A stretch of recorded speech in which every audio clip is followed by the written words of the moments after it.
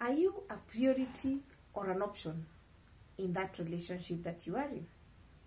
A good question and a good place to begin.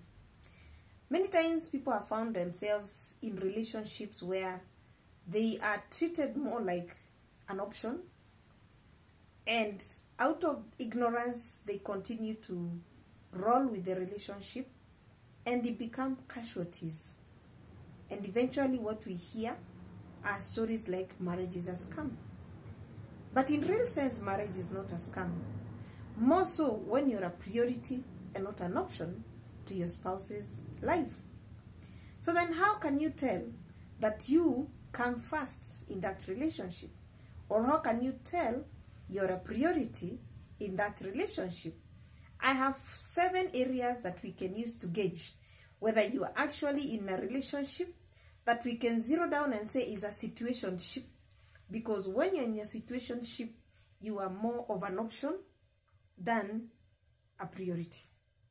My number 1 point is, when you're a priority in a relationship, you get to hear what you need to hear, or you're told, or your significant other person tells you what you need to hear and not what you want to hear. Those two are different. Many times as human beings, our ego wants to be massaged with what we want to hear. And the reality is what we want to hear may not help to grow us, to develop us, to sharpen us, to make a better version of who we are. When you're a priority, your significant person will tell you the truth. And the truth is always not sweet to handle. For example, if you walk to a restaurant and you are a little bit harsh to the waiters, your significant person or your spouse, being honest and having prioritized you in their lives, will want the best version of you. And they'll tell you, by the way, you've been a little bit unfair to that waiter. Unfortunately, as human beings, we react instead of responding.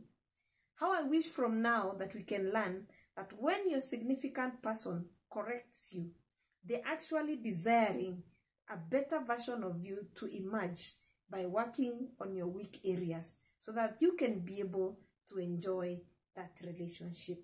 Number 2, when you're a priority in that relationship, your spouse will not shy away from introducing you to his friends or to her friends. Let's go back a little bit to dating. It's interesting that people can go dating 4 years, 3 years, even 6 months, and someone has never been confident enough to introduce you to his friends or to her friends. Now, how do you date someone who you don't know who they relate with? Remember, they say, show me your friends and I'll tell you the kind of a person you are. When someone has made you a priority, they are confident of their choice and they don't shy away from introducing their choice with some pride to their friends.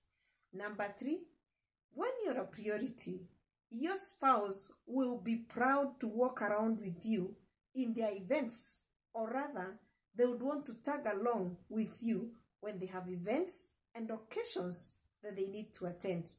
Probably a wedding, probably a colleague is graduating, probably there's an event at their place of work.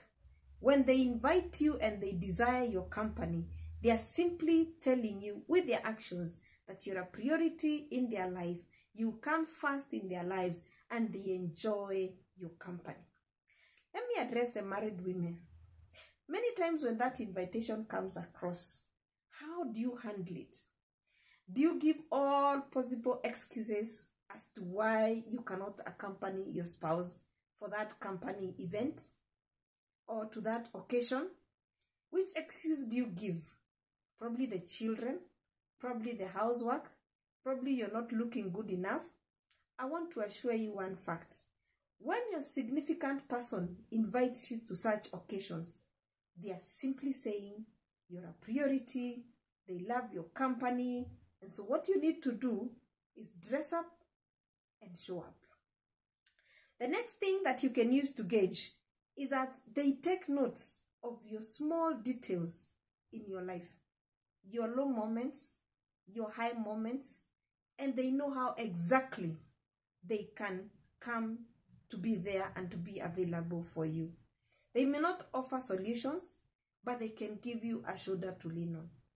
Even in matters like probably you're unwell, you've gone to see a doctor, they're able to follow up and find out what exactly happened when you went to that doctor's visit.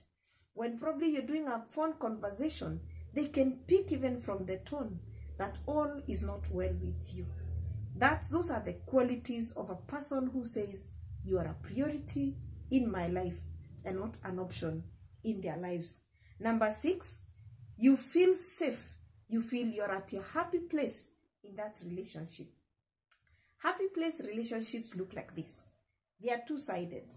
You receive at some point, you are communicating at some point, and these roles keep on changing. If you find yourself in the place where you're the only one that initiates discussions, you're the only one who does the follow-ups, you're the only one who initiates probably projects, then it tells you there is a problem that you need to work on and polish on. Because truth be told, relationships that are one-sided are very strenuous and very painful to handle.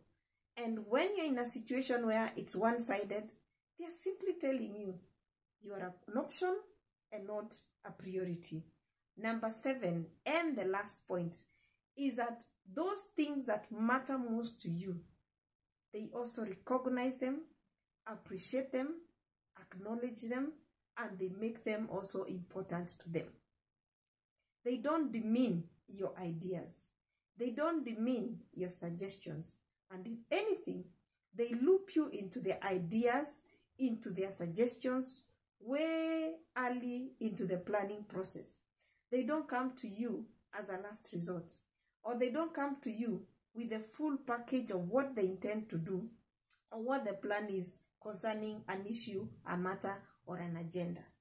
If by any chance they come to you with everything and all the details about what is going to happen, then they are simply saying you are an option and not a priority.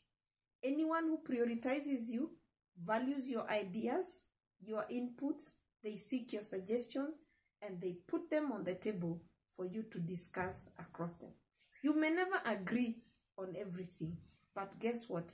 There is beauty in two people agreeing to disagree honorably and eventually coming to a neutral ground where you can buy each person's suggestions and ideas and work around them.